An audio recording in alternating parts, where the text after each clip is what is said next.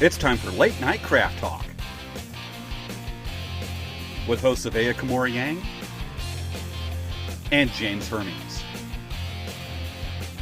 On tonight's show, Jacob Crane, chairman for the Red Sand Pow Wow. How many powwows MC that start on time does it take to change a light bulb? As far as I know, there's no such thing. It's going to stay dark tonight and somebody's going to trip on the way to the outhouse.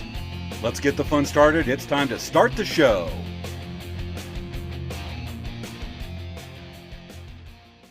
Hey, Savea, how you doing? Hi, James. Oh my gosh, this is such an exciting show. I'm so excited for this week. Yes, we are currently at Barona Pow Wow set up right now, selling. Yes. I'll go to Barona Pow Wow. It is going to be Saturday and Sunday. Right now it's Friday night. We're getting ready, getting everything done, and get ready for the funnest weekend in 2 years almost. It's going to be awesome. I'm so excited about it. It's going to be a great show. We're so excited about it. We're like, yay, yay. Hoorah. Yep. And tonight, we're going to be sharing some of our favorite powwow memories now that the powwow in just a few hours will be officially starting back up in Southern California. We share some of our favorite powwow memories, what they mean to us.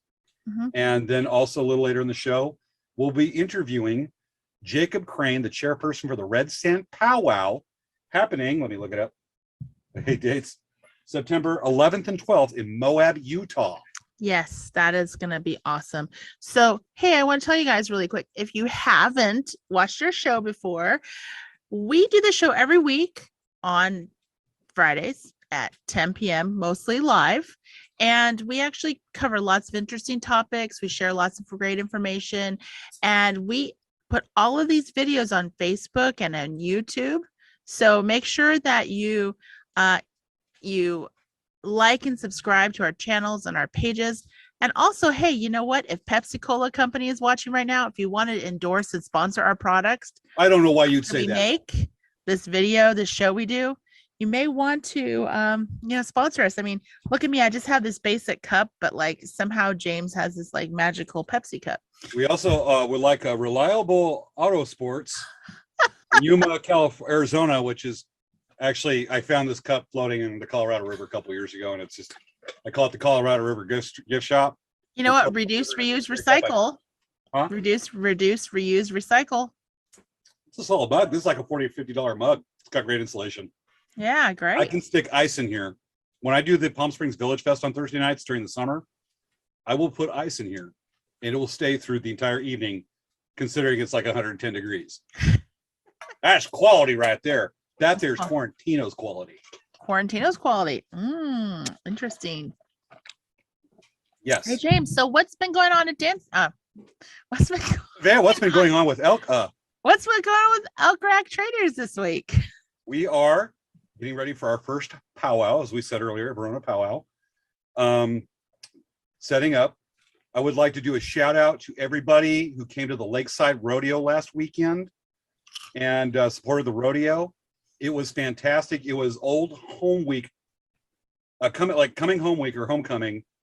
More every time I go to Lakeside Rodeo, we say it's like coming to our like homecoming and like in high school. More so this time because we haven't seen anybody for 2 years almost. Yeah. And we had a lot of people come up saying, "You guys are still around. Yes, you're here. You survived the pandemic so far." And I'm like, yes, and we are damn glad to be here. So, folks, from my heart, thank you for the support. Thank you for supporting Lakeside Rodeo, the El Capitan Stadium Association. Thank you for putting on the rodeo and providing this opportunity. We've been there so long that we are not acquaintances, we're friends. And thank you from a friend. So it was a great time. We enjoyed the heck out of it. Yeah, really did. That's cool. And otherwise with Elk Rack, Barona Pow this weekend, look for us at the Bulls Only Rodeo in Lakeside, California. So we're coming back to Lakeside. Look for us on October 8th and 9th. This year, we will be there. We're coming back. And if you live in Southern California, you want to see some good rodeo action, but nothing but bull riders, come to the Bulls Only Rodeo. It profits the Lakeside Optimist Club. And I know a lot of those guys because They've been showing their bulls only rodeo for 20 years. Long time. Yeah. Anyway, so that's what's going on with Elk Rack Traders. Savannah, what's going on with Dancing Bear? Oh my gosh, we have been so busy. Oh my goodness. So we actually have been prepping for the bead shop hop. Pop. So we're getting all of our gift with purchases ready. We're getting all of our take and make kits ready. We're working on all that stuff. On top of that, we're also getting in a lot of product and we're going to have a special trunk show of items for sale that are from some bead artists, and from our employees, and from some of my family. So we're really excited. We're going to have, on top of having our regular event where we sell our beads, we're going to have for sale items that are from our circle of friends. So Circle, not square of friends. yes, exactly. Because all friends, Savannah's friends are cool. They're not squares. Yes, they are very cool people. Coolio. Okay. Yeah. All right. That's what's going on with Dancing Bear Indian Trader and Elk Rack Traders. On to powwows. What it means to us. Powwows. And folks, we're doing this unrehearsed. A lot of most everything we do on the show is spur of the moment and unrehearsed because we want to have our No scripts whatsoever. No scripts. No scripts. We want this to come off as sincere. Like a conversation, like you're just sitting on the other side of the table from us. Bingo. Or a computer screen. Yeah, exactly. To get technical. Okay.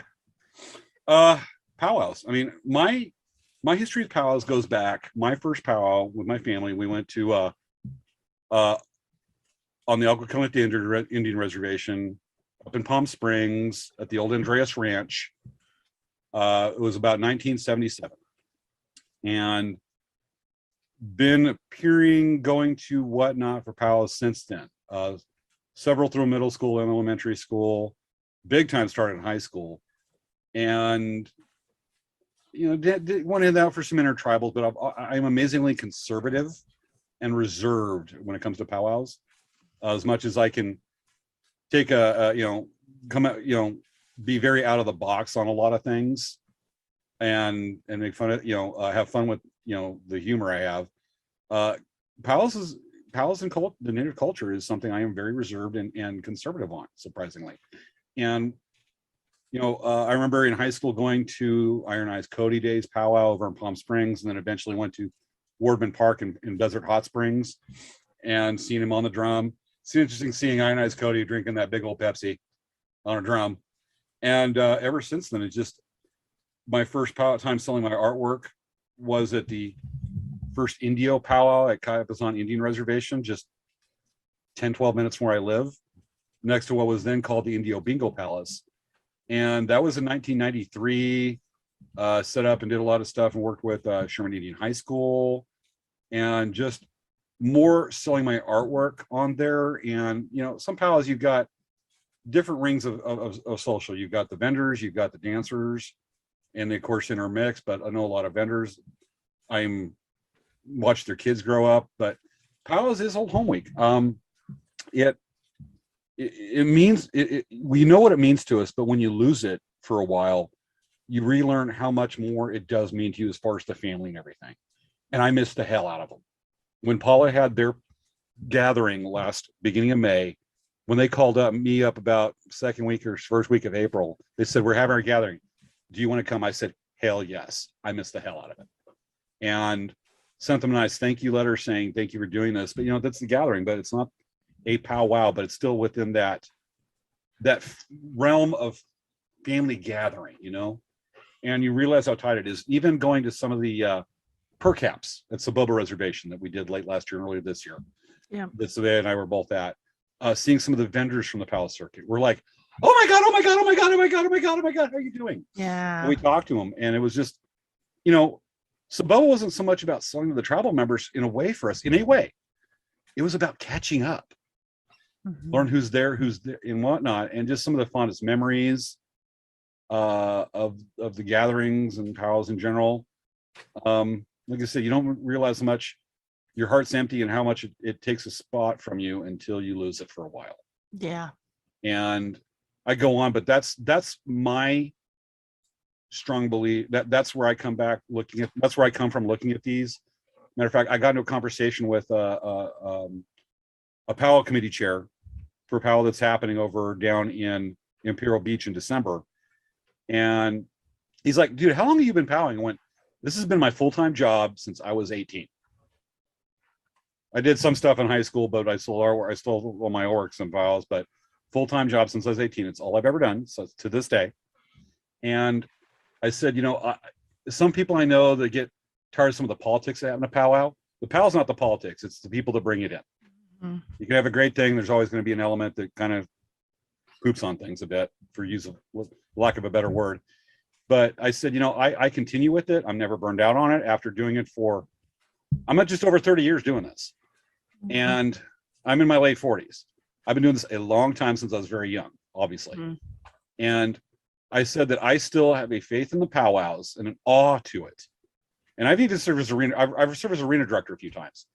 And even then I look at that arena going,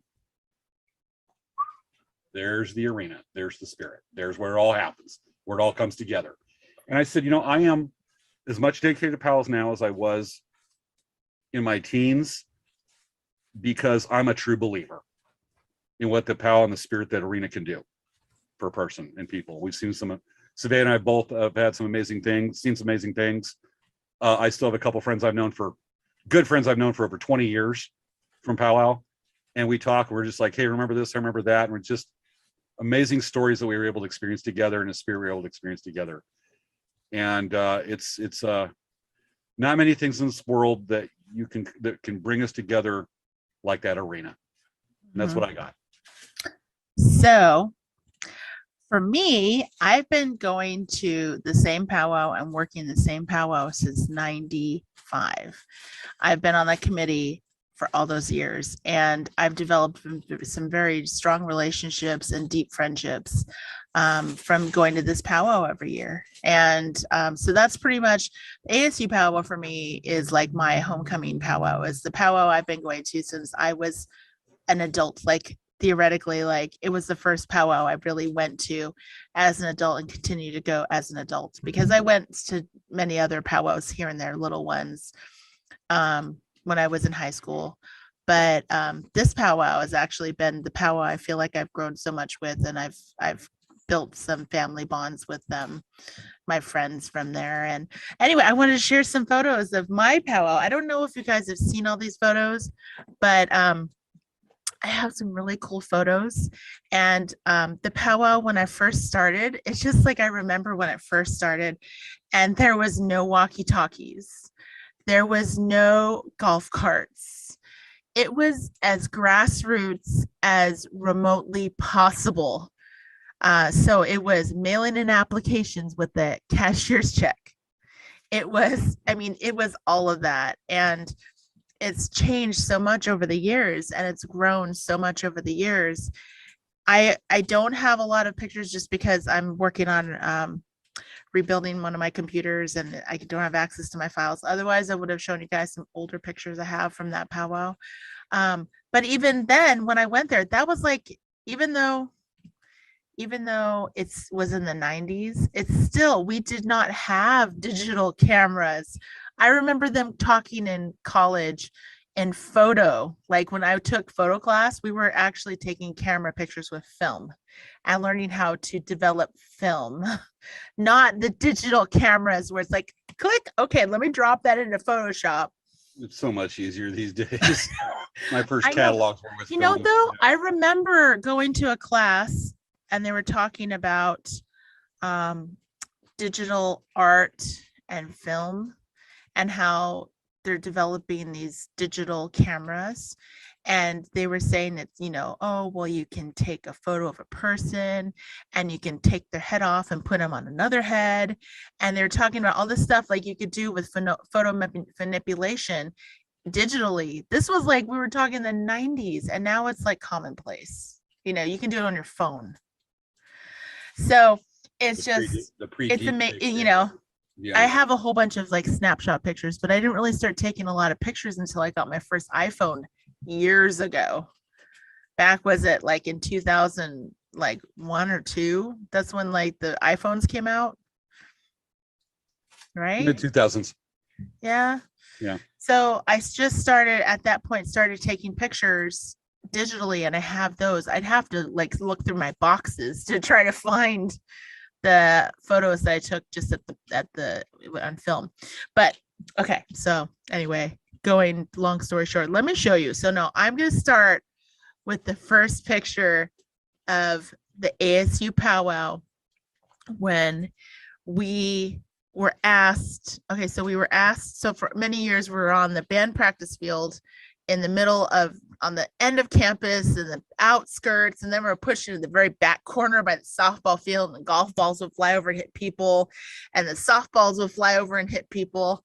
And so we went from a location that was like you could only use about 60% of the field, because the 40% had these deep washes, like these like huge deep washes that if you like walk, you're literally going down and you're going up like on the field. It's kind of crazy. That's how they do irrigation in Arizona. So anyway, okay, so I'm going to show you. This is how exciting ASU powwow is for me, seeing how it grew from being very grassroots to being hosted in the premier location at Arizona State University. Premier location. It almost makes me cry. I get it. This is such a cool picture. I mean, look at this. This is my powwow that I've been working at all those years in a football stadium. And it looks like there isn't a lot of people. It looks like everyone's social distanced. It's kind of funny to say that, right? But if you take all those people and you push them all together, that is easily at least 1/3 of that stadium. If you packed everyone in, that's about 1/3 of the stadium packed in, like on that half. And so I just love this photo because I love that you can really see just how large the space is and how much we have to grow. So I feel like this is a very amazing transitional picture where we're able to see that this is the beginning of the new era of building this powwow up to as big as even Gathering of the Nations, in my opinion. So it kind of makes me excited. Anyway, okay, there's that picture. So this is me and Tawny. And this was at the old field. And this one behind the stadium stuff behind, that's the softball field on the other side. We were on the end zone of the softball field. So the softballs would fly over that fence by the palm trees on one side. And then this is us on the other side. This is at an end of a powwow. I don't know exactly when this is, but this is the other side. But this was the vendor village at the football stadium. So we had like the full deck and had a whole bunch of vendors set up. It's so cool. And there's our space, Dancing Bear. When I'm at that powwow, I can't be a Dancing Bear employee. I have to be like a committee member. So I distanced myself from the business that weekend. Let's see. And this was actually on the ground level where you could see how like big the space was. It's kind of cool. And then this was fun. So they actually used their Jumbotron. They call it the Jumbotron. They used the Jumbotron to film the dancing during the entire weekend. So it was really cool. They actually had on the big screen, you could see the dancers on the big screen the entire weekend. And I thought that was really awesome. I think that's the last. Oh, yeah, that's the last picture. That's us set up at Saboba at the per cap. So, yeah, so it's just when I think of powwow, I think of family. I think of seeing friends that I haven't seen in a long time. I think of just like a really good connection of a bunch of people and That's what I think of when I think of powwow. So I think of my friends, my vendor friends like James here, even though I don't say he's my friend very often. I don't say he's my friend very often, but he's my friend. Or co-workers, Savea. Co-workers on a late night Friday night talk show. So, but yeah, like I'm very excited to see all of my friends that are vendors that I haven't seen in a long time. And I'm excited to see the dancers. I'm excited to see their beautiful work. I know they're going to be just wearing the most beautiful regalia now because, you know, they had a year and a half to work on some awesome new stuff. So, and I know that since we sold beads like nobody's business, I think that they're ready. They're going to have their outfits. They're going to be like just like gleaming in beautiful new regalia. They'll be pulling up in fully beaded cars with fully beaded steering wheels and paley stick over it. I love, oh my gosh, Coming out with Converse, their chucks are completely beaded. But that would be really cool. A beaded car. That's one way to cover up the paint job on a res car. Yeah, that's, you know what? I mean, seriously, think about how much it costs to just do a paint job. Might as well bead your car. Yep. Bondo and beads. I know, right? I think I created something. That would be so cool. Oh my goodness. You could do like we have a new goal in life. Okay, you know what I'm talking about? You know, like the Weechel style beading. So you just take it and yeah, done on the gourds. That would be so cool. It's exactly what I was thinking of, but you know, Indio and even in spring, there's just gonna be beads peeling off that car and showing the rust. You know what? That's what I'm thinking. Bondo and beads. I know what you do. You're gonna applique stitch onto leather and use Bondo and glue it down onto it, so the whole car is gonna be like. All right, folks. Those of you that watch the show that do beadwork, we have a challenge for you. Beaded car. Years with working with all your aunties and sisters and whomever that do beadwork, we're gonna put you on the show. We show you the car. Who's gonna be on our show this week? We already talked about that. Maybe we should show a slide for that. Huh? Maybe we should show a slide for that. We should. On this week's show, Jacob Crane, the Powwow Committee Chairman of Red Sand Pow Wow. Here we go. Yay. And Jacob, welcome to Late Night Craft Talk. Thank you for joining us. Welcome, Jacob. Thank you for having me. Yay. So if anybody knows, if you're just tuning in right now, Jacob has agreed to be on our show tonight to there you are. Don't you hate it when the cameras just go, technology says, I'm gonna teach you who's boss. Happens all the wrong times. But anyways, so if you're just tuning in, Jacob is the powwow chairman for Red Sand Powwow in Moab, Utah, happening, I believe, September 10th and 11th. 10th and 11th, yep. 10th and 11th. And why don't you go ahead and want to tell us a little bit about the Red Sand Powwow? Yeah, Red Sand Powwow happening September 10th and 11th and 12th. Sorry, 11th and 12th, Saturday, Sunday. Sorry, it's my Indian time. I got to get the days right. Grand entry is going to be at 12 o'clock on Saturday. Dinner break at 5. Start up again at 6, and then we'll probably end the powwow around 10 o'clock on Saturday, and then we'll start up again on Sunday at 12, and probably let everybody take off, go home around I'd say about 5:30. Contest, powwow, drum contest, and dance contest. Excellent. Who's the head drum for the powwow? Young Spirit, all the way from Frog Lake. Nice.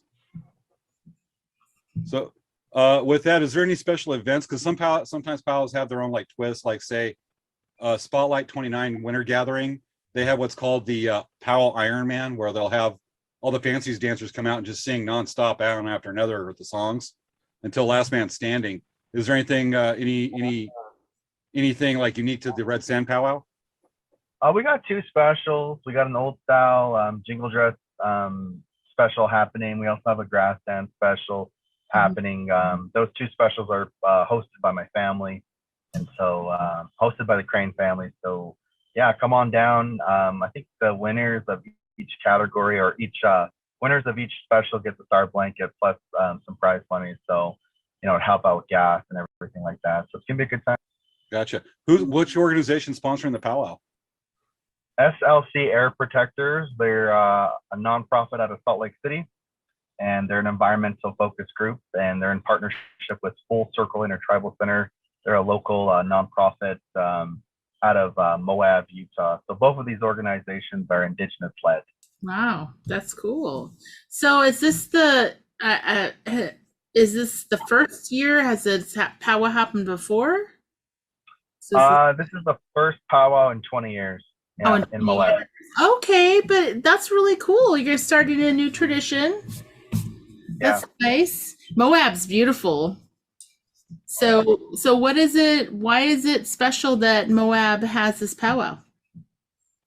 I think it's really special because there's tourists from all over the world that come there, and this is a good time for them to see that we're still here, that we're still very much well-to-do society, and that we're not just a bunch of, petroglyphs on the walls of these stones that, get portrayed a lot, that this is Indigenous people, but we're still here and this is what we do.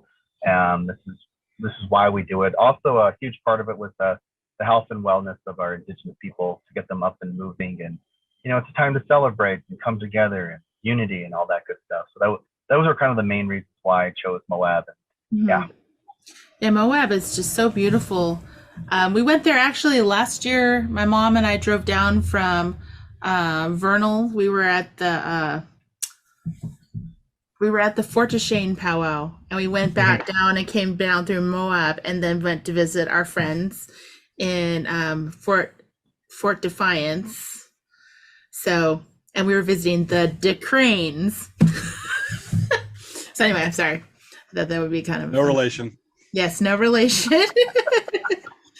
So, but yeah.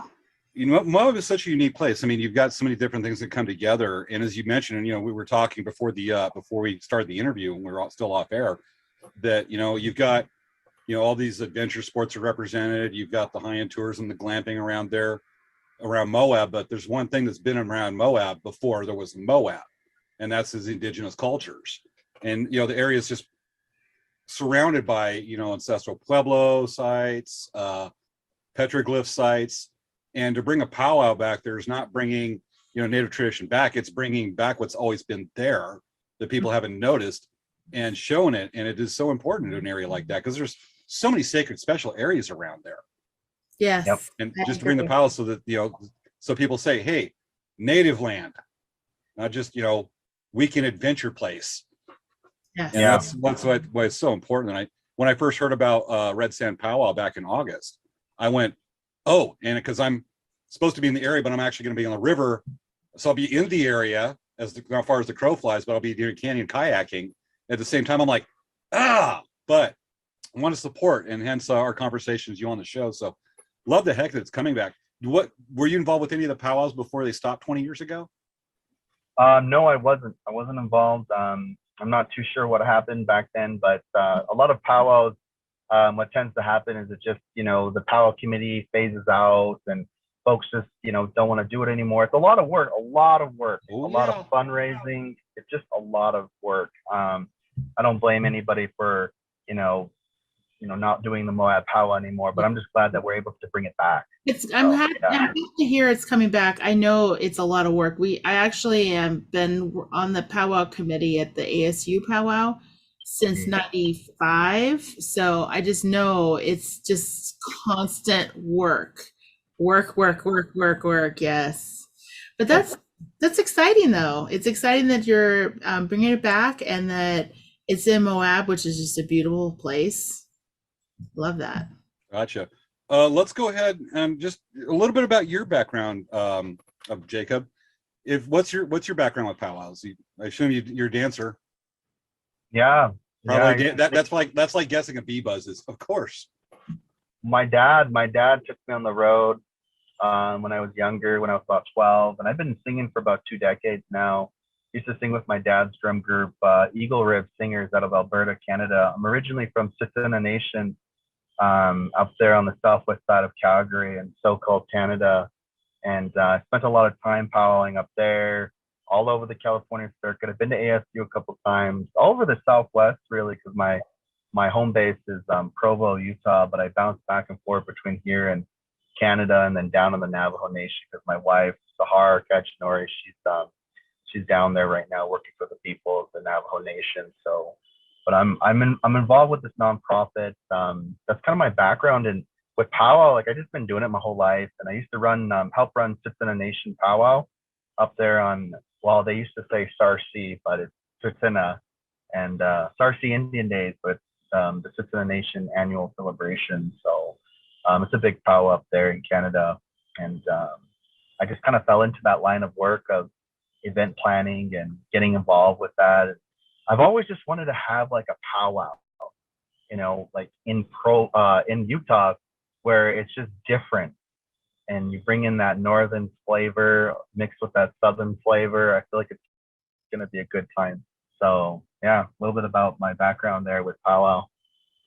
Gotcha. What style do you dance? Oh, I dance grass. Started dancing about 3 years ago and 4 years ago now, but never stopped. That's No kidding. I mean, something about grass dance. I was on a grass dance kick like about 10 years ago, and I'd go dance some grand entries like Sand Pow Wow and stuff like that. And it's just cool, but boy, you have to be an acrobat. Because you look at the kids going, yeah, oh, I'm not young. But still the spirit of it's just pretty amazing. I went back to men's northern, but it was fun. God, I lost a lot of weight, but it's cool. Yeah, pretty amazing. Sure. So dancing grass. What are some of the funnest powwows you've been to and some of the best memories? I actually am trying to think here. I love Fort Hall. Fort Hall's a good powwow. Powwow spirit's definitely there. I would say that's probably one of my favorites. Fondest memories was Palm Springs, Spotlight 29, I think. 10 or 12 years ago. I can't remember. They had Northern Cree there. It was outside. It was one of the last years they had it outside. And it was really cold. Yeah, it was just a good time. That one was a lot of fun. And then north of the border, I just love Cincinnati annual celebrations. That's one of my favorites. Kainai is also a good one. Yeah, those are the ones that I remember that being, solid. It's funny that you bring up Spotlight 29 because I remember when Northern Cree was there. So we definitely all met each other, been in the same room before, the same powwow at least once. Because usually I'm there every year. Savea, Dancing Bear, Need Traders there every year. And usually they move it inside out of necessity.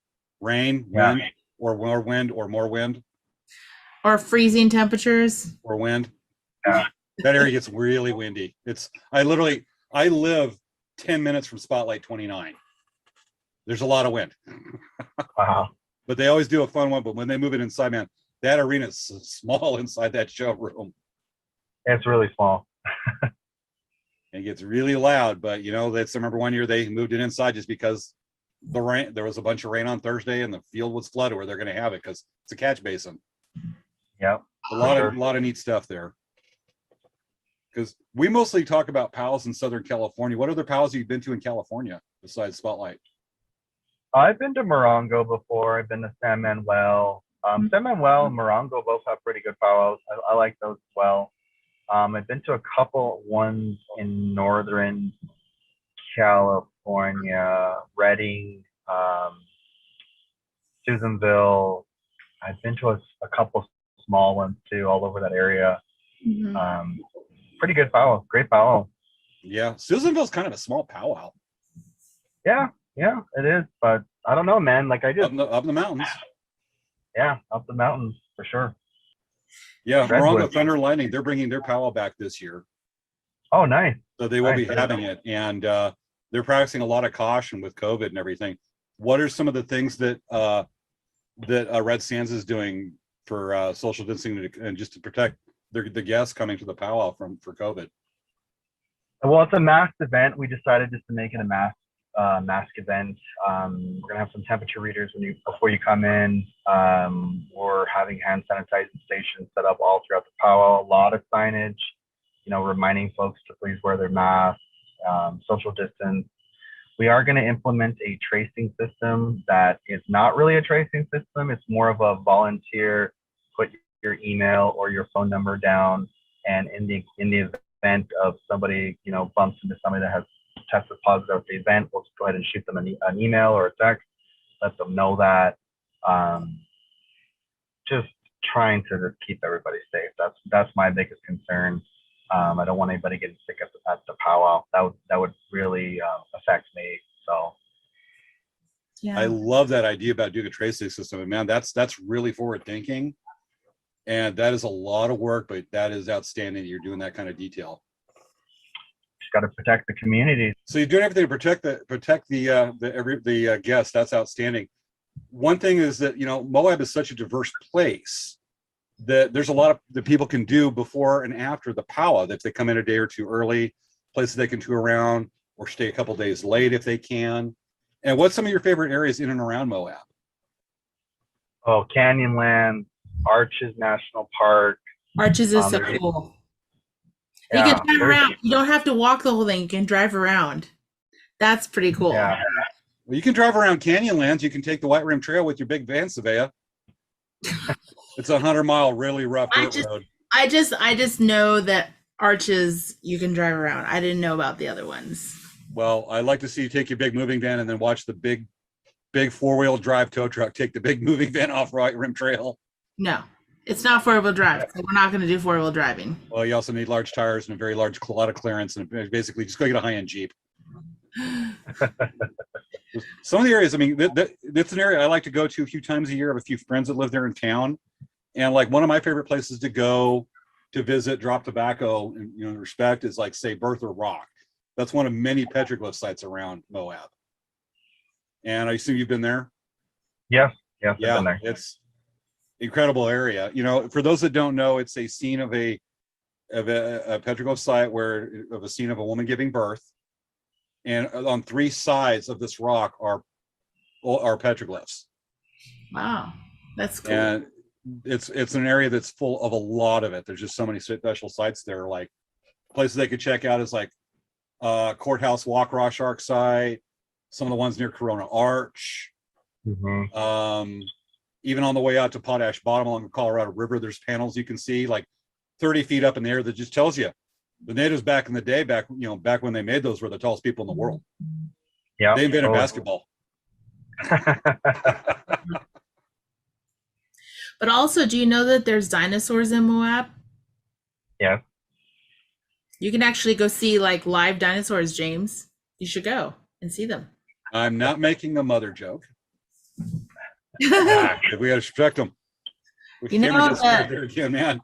It's really cool actually, because there's this place where you can go and you can actually see these huge life-size dinosaur sculptures, and you can take pictures with them, and they look real. Yeah, it's to the north of town on the highway coming in. It's over by the airport. It's pretty cool. Yeah. We're like, I'm gonna do this. We're like, we're running out of time. Yeah, There's even racket.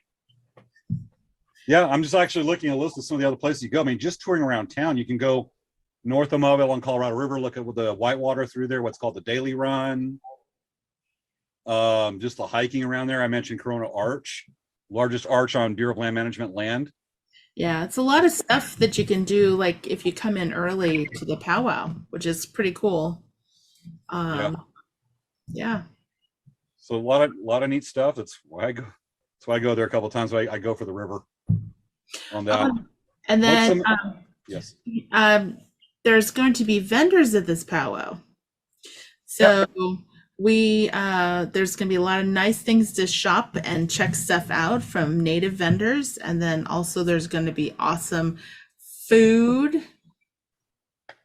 Powwow food, of course, that's the highlight. I can't wait for powwow food. Starting in Barona, we're going to be doing, it's not in Barona. This is the weekend now. Yes, fry bread. Yes, fry bread. Hey, have you seen, Jacob, you've seen the movie called, hold on. It's a movie you can see, I think, on Amazon Prime. And it's about the Fry Bread International Fry Bread Contest. I haven't. I want It's called, let me Google it real fast. It's really funny. We actually did a movie review on it. And it's called, hold on. Let me tell you, I'm gonna Google right now, Fry Bread movie.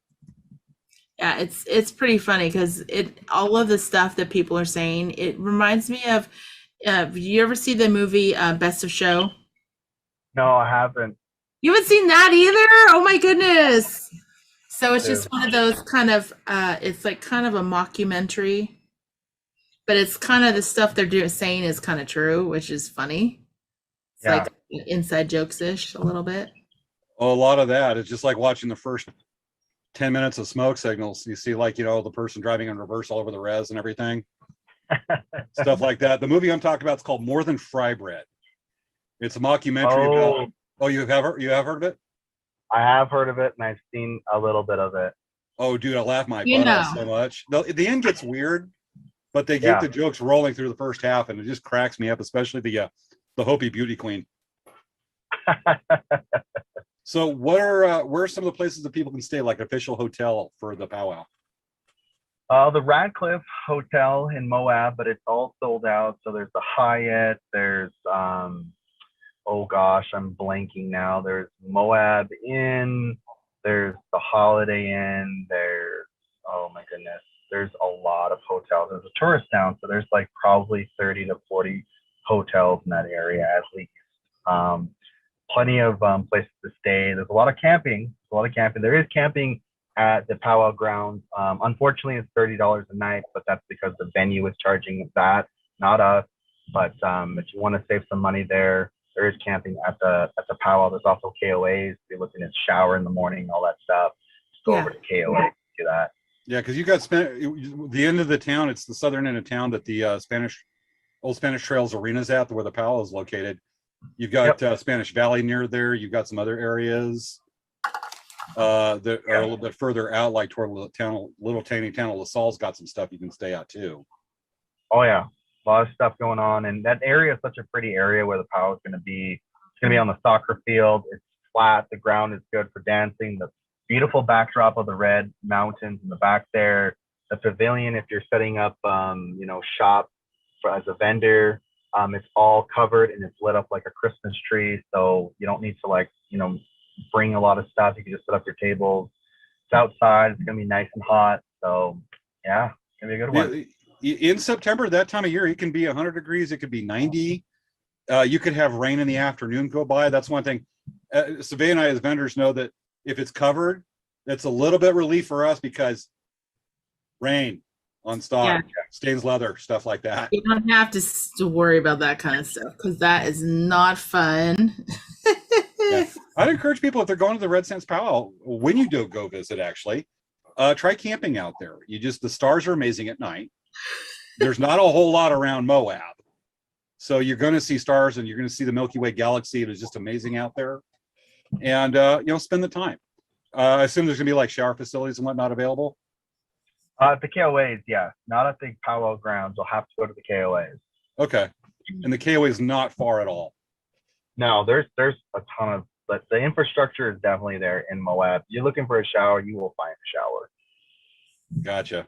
So there's that. And a lot of times people will be able to bring their own anyways to pump one and whatnot. I mean, powwow people are tough. We know how to bring on the 5-star in a tent.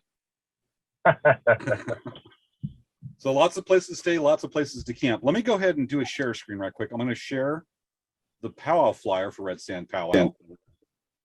And here we are. If you want to go ahead and tell us, introduce some of the head staff and whatnot, Jacob. Yeah, we got Bart Pawaki all the way from Fort Duchesne, Utah. World-renowned master of ceremonies. So he's going to be our MC for the weekend. We also have Mr. Devin Kicksnoway, who's from Ontario, Canada. He'll be our arena director. We have Young Spirit as our host drum, all the way from Frog Lake. And we're going to pick each headman and headwoman per session just to give everybody an opportunity to be, have that position within our powwow. Host hotel is the Radcliffe. And my family, the Crane family, is sponsoring an old style jingle dress special as well as a grass dance special. So it's going to be a lot of fun. General admission is $8 for the weekend. Dancers and singers, you only have to pay $3 for the weekend. Again, September 11th and 12th, Saturday and Sunday at Old Spanish Trail Arena, just right outside of Moab. It's going to happen. So come on down. Gotcha. And that's the information for the Red Sand Pow Wow. Interesting. Arena director's Devin. He's been on the show about 4 times? Yeah, 3 or 4 times. Yeah.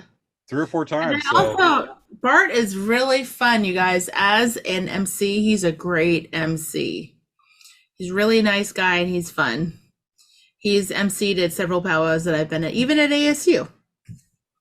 tell you that Jacob's bringing out the A game and head staff. Yeah, sounds good. That's going to be a fun event. Absolutely. Oh, You know, yeah. Jacob, not only putting you on the show because the powwow is happening. It's right now tonight. We are 1 week from Friday night. You know, basically 1 week from the powwow. We'll just say it.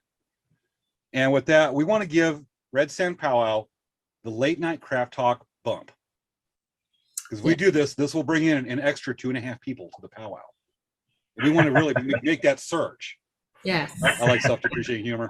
So with that, we have actually brought out our in-house late night craft talk helicopter that is going around Moab right now as we do this interview.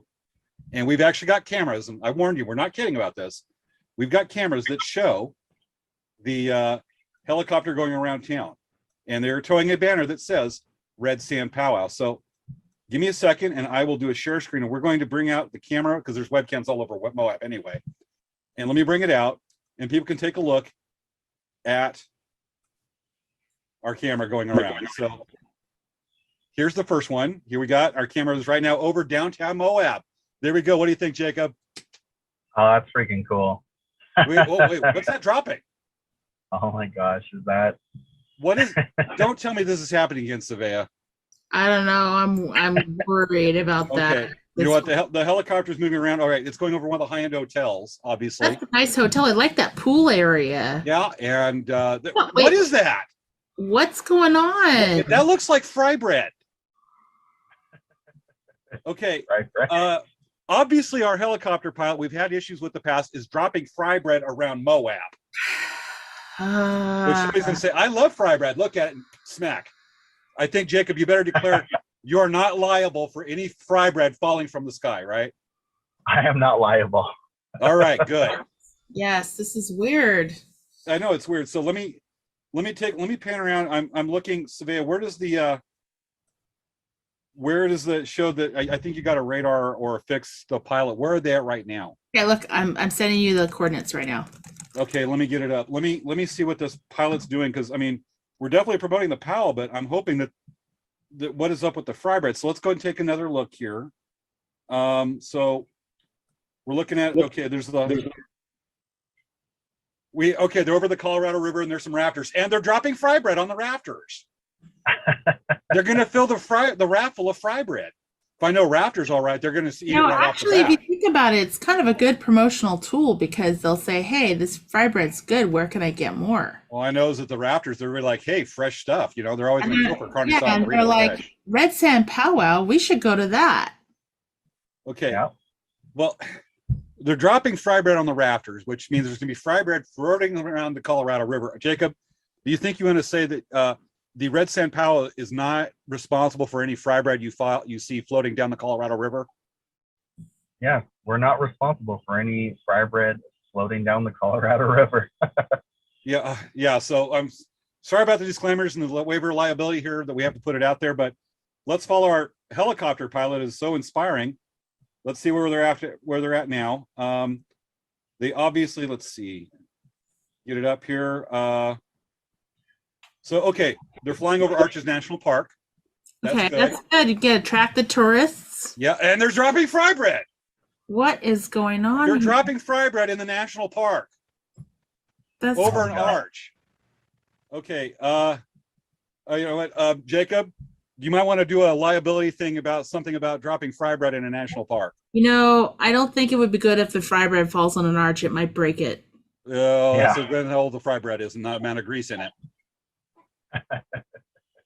So you want to might say that the Red Sand Powwow is not liable for any fry bread found in the national park? Red Sand Pow Wow is not liable for any fry bread found in the national park. Okay. Unless somebody bought it at the powwow and took it back to the national park to eat, of Yes. course, right? Exactly. Anything from the air. We'll go with that. All right, let's see where our pilot's at right now. Let's go over. Okay, obviously, look, it's Old Spanish Trails Arena, and they're dropping fry bread on the powwow grounds. Which instantly, isn't that the soccer field and the where the powwow's going to be at? Look, Yep, those people absolutely. look like they're hanging out waiting for it by that pickup truck and the white one. They look like they're hanging out waiting for the fry bread to drop. Oh, I think that the two red pickups right there are here just because of the show right now. They're there a week early. Exactly. I think they're there. Yes, for sure. So, I've heard folks, if about you're that. wondering, that is the soccer field, correct, Jacob, that the POW's going to be Yep. at? Absolutely. And the area off to the left where the vendors are going to be at. Yep, in that pavilion. Yep. And folks, don't pick up the fry bread you're falling on the ground. Obviously, it's from the helicopter and it's a week old by the time we get to the powwow. Yes. So I think we need to find, you know, I'm going to see if we can interview the pilot. Let's get the pilot on. Yeah, let me try to get the comm link together here. Okay, let's get that going. It's my mom. What are you doing?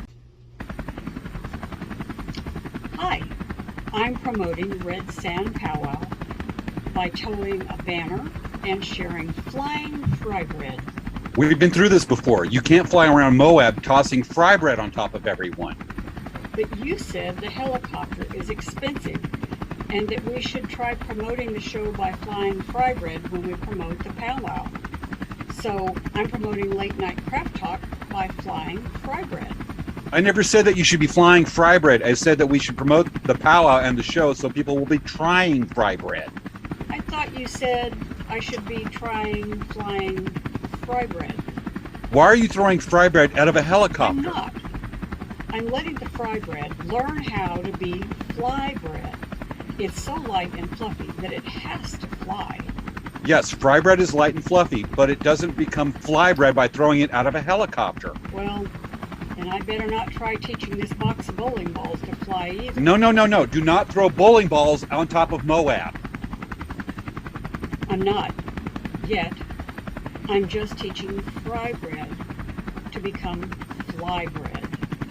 Just bring the helicopter back to the Late Night Craft Talk studio, please, and no more teaching anything to fly, please. Okay. But everyone is going to miss my fry bread becoming the fly bread. All right, Jason, I'm sorry my mom decided to go around, come to find out it's my mom, again, dropping fry bread around Moab, promoting Red Sand Powwow. I think this time it's my turn to say that we are not responsible, and Jacob, I assume Red Sand Powwow is not responsible also for my mom flying around in the Late Night Craft Talk helicopter dropping fry bread around town. Yes. Or bowling balls. Yes, bowling balls would be even worse. Yeah, but that would be kind of cool to see it hit the ground and be nearby. It's like blasting anvils and seeing, you don't watch it for the blast, you watch for the landing. Yeah, it'd be like cannonballs. Well, yeah, that's the only idea, except it's a bowling ball. Exactly. You just imagine the pins it hitting from 300 feet in the air, hitting the pins. That'd be cool. Yeah. Probably smash it. Yeah. Well, Jacob, is there any special things you need to state right now about any kind of waivers about fry bread or bowling balls from the sky? No. Just come on out, dancers and singers. Come on out to the first annual Red Sand Powwow happening on September 11th and 12th. Super excited to see all you at the powwow, and make sure to bring your mask because we got some pretty awesome rules around COVID there. So look forward to seeing you. Thank you. Gotcha. I gotta say one more push is for the masks, that they are multi-use. And the fact is that if you go, like, say, the general store in town, that this has happened with me, that it's saving a generation of kids from being frightened, because when they see this ugly face moment, they're crying babies, but they don't see it because of the mask. It's saving a generation of trauma. I would agree with that, James. So would a lot of children that don't have trauma right now over the last couple of years when I'm in line behind them at the supermarket. Exactly. All right. With that, Jacob, thank you for being on Late Night Craft Talk and sharing the great information about Red Sand's Powwow. Folks, you got that weekend free. Go check it out. Beautiful drive, beautiful area. Looks like it's going to be a great weekend. So I wish your event we wish your event the best luck for being a good, successful year. Thank you. All right. Yay. That is the interview with Jacob. Jacob, thank you for meeting with us and talking about Red Sand Powwow. That's awesome. Yes, it's so awesome. I wish that I could go. The crazy thing is I'll be there, but I'll be on the river. So I'm like, I might as well be 1,000 miles away, even though I'm 20, 30, 40 miles away, whatever. I just am always committed that weekend because of the beach hop, unfortunately. Yeah, but we wanted to support Red Sand Powwow best we could. And we gave the Red Sand that Late Night Craft Talk bump. All right, folks, this this week's episode of Late Night Craft Talk. On next week's show, we will have Darnell Littlebaker, the head boy dancer for Sequan Powwow. Yay! Little's gonna be on our show. He's so It's cute. going to be fun. It's going to be cool. Oh, and then you know what, James? I don't know if you know this, but James Little loves Star Wars. That's cool. Star Wars is good. I Star decided to Trek let is you know. better. Savea, I'm just gonna. This is Star Wars. See how inspired. weird his eyes are? Star They're all Wars weird inspired. now. Remember that? That's why you just need to throw it away. No. He runs my soundboard. All right, folks. This has been another episode of Late Night Craft Talk. Yay. Thanks for watching. See you next week. Bye, guys. Have a good week. Cue tap dance.